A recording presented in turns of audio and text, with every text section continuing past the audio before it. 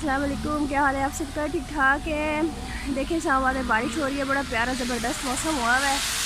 तो बैठे बैठे प्रोग्राम बन गया स्नोफॉल देखने का। हालांकि बुखार भी मुझे हुआ है, इसलिए वीडियोस अपलोड नहीं कर सकी। तो मैं कहा चले इकट्ठे चलते हैं सारे, आप लोग भी देखें, हम भी इंजॉय करते हैं। ओके। बारिश हो रही है रात से, बड़ा ज़बरदस्त मौसम हुआ है। देखें आगे स्नोफॉल है कि नहीं है। मरी की रोड पे हम, मरी रोड पे देखें कितना रश है।